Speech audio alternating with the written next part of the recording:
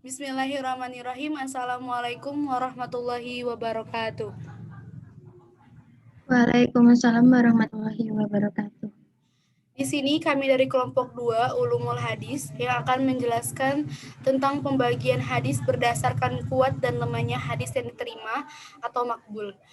Yang beranggotakan Cut Sebrila, Cindy Selviani, Nur Amira Safitri, Cahyanti, dan saya sendiri Ivanka Maulidina Azhar.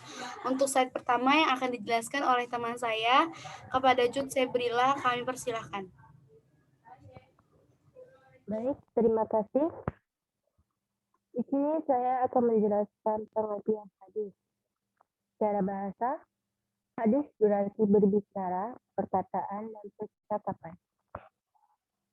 Hadis disebut juga sunnah, yang secara istilah berarti segala perkataan, perbuatan, ketetapan, dan persetujuan dari Nabi Muhammad Shallallahu Alaihi Wasallam yang dijadikan landasan syariat Islam.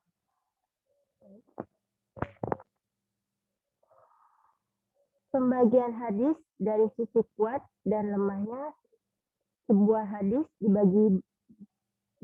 dibagikan jadi dua, yaitu makbul atau diterima dan mardud atau tertolak. Makbul yaitu sebuah hadis kasih kuat kejujuran orang yang membawa kabar tersebut. Sedangkan mardud atau hadis yaitu sebuah hadis yang tidak jelas kejujuran orang yang membawa kabar tersebut. Secara garis besar, hadis itu bisa dinamai dengan hadis sahih dan hadis hasan.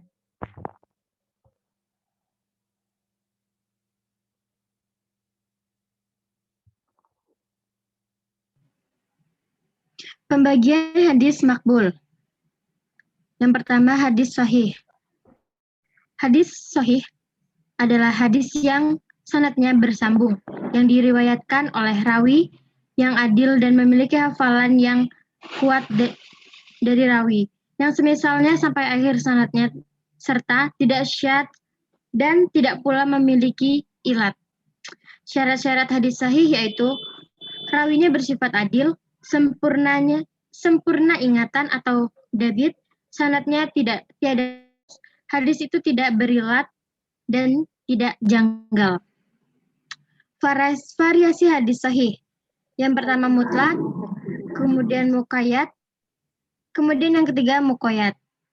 Hukum hadis sahih yaitu hadis yang makbul atau diterima dan dapat dijadikan sebagai hujjah dalam penetapan hukum syariat Islam serta wajib pula diamalkan. Kitab-kitab hadis sahih ada dua, yaitu Sahih Bukhari dan Sahih Muslim. Selanjutnya hadis sahih li ghairihi. Hadis sahih li ghairihi yaitu hadis yang kesahihannya tidak berasal dari sanad awalnya sendiri, melainkan dari masuknya sanad lain yang menguatkannya.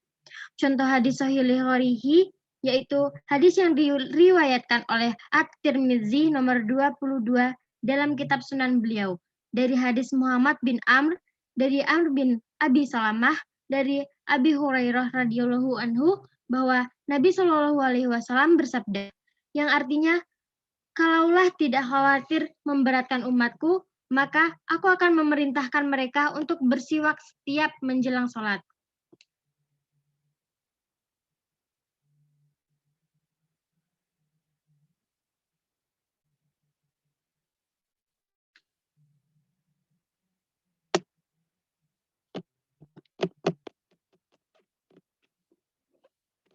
Maka Muhammad bin Amr bin Alqamah adalah seorang yang jujur, akan tetapi beliau tidak mungkin dalam hafalan.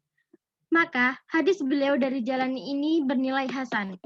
Benar, berdasarkan hal ini, hadis ini juga memiliki jalur periwayatan yang lain, yang menjadikan hadis ini terhukumi sebagai hadis sahih li ghairihi. Cara mengukur kesahihan hadis yaitu dapat dilihat dari beberapa syarat yang telah tercantum dalam bagian menerangkan hadis sahih. Apabila dalam syarat-syarat yang ada pada hadis sahih tidak terpenuhi, maka secara otomatis tingkat sahih itu akan turun dengan sendiri.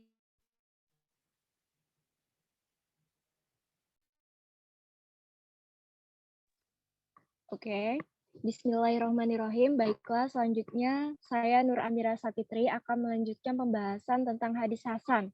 Nah, yang mencakup pengertiannya, syarat-syaratnya, dan contoh dari hadis hasan.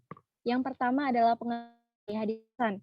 Menurut Imam Tirmizi, hadis hasan adalah hadis yang tidak berisi informasi yang bohong, ataupun informasi dari hadis tersebut tidak bertentangan dengan hadis-hadis lain maupun Al-Quran.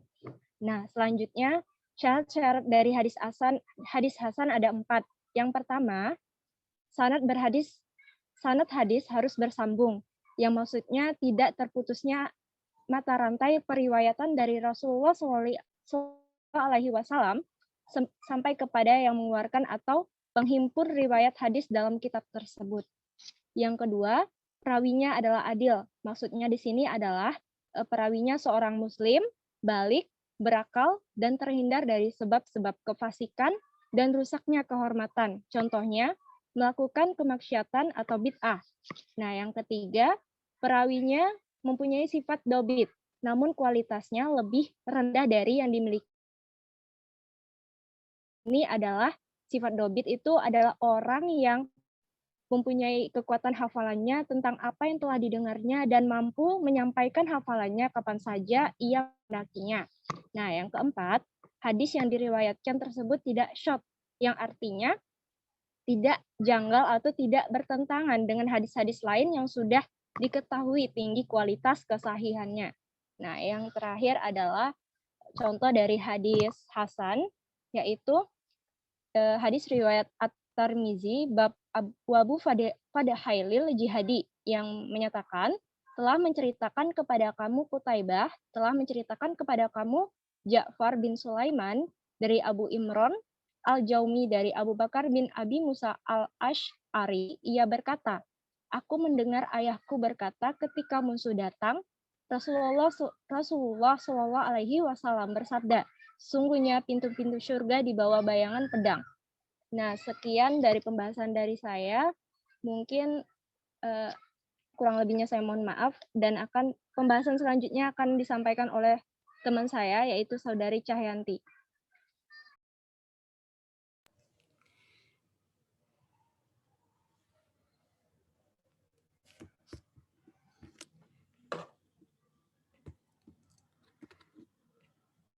Baik, di sini saya akan menjelaskan tentang hadis hasan li ghairihi.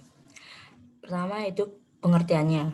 Hadis yang dilihat dari sanadnya dhaif namun dikuatkan dari jalur lainnya, tetap tidak mengandung sanad dan illah. Dan contoh dari hadis sahih li ghairihi yaitu tentang sifat parfum wanita, di mana Abu Hurairah radhiyallahu anhu bersabda, sifat parfum laki-laki baunya nampak, sedangkan wanita itu tersembunyi. Adapun sifat parfum wanita, warnanya nampak namun baunya tersembunyi. Hadis riwayat Tirmizi. Ada seorang perawi yang majhul tidak disebut namanya dalam hadis ini. Penguat hadis ini pun lemah menurut Hafiz Abu Tahir, namun Sahih Mustafa Al-Adawi dalam Jami' Ahkam An-Nisa ayat 417 menyatakan bahwa hadis ini hasan li ghairihi, yaitu melihat jalur yang terakhir akan disampaikan oleh teman saya, yaitu Ivanka Maulidina Azhar.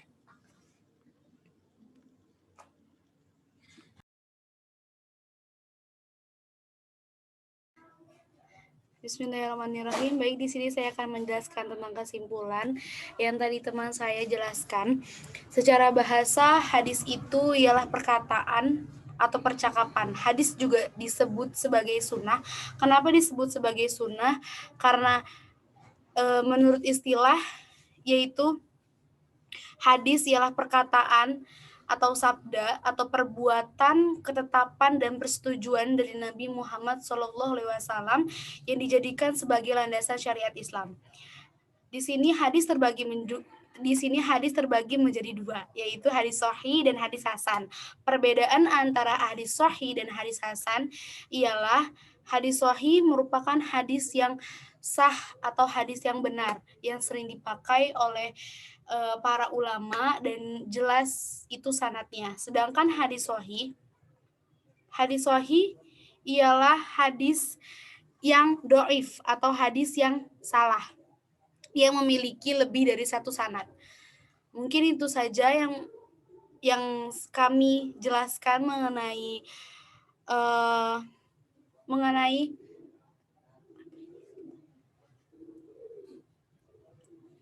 mungkin itu saja yang akan kami jelaskan mengenai pembagian hadis berdasarkan kuat dan lemahnya hadis. Cukup sekian. Wassalamualaikum warahmatullahi wabarakatuh. Waalaikumsalam warahmatullahi wabarakatuh. Waalaikumsalam warahmatullahi wabarakatuh.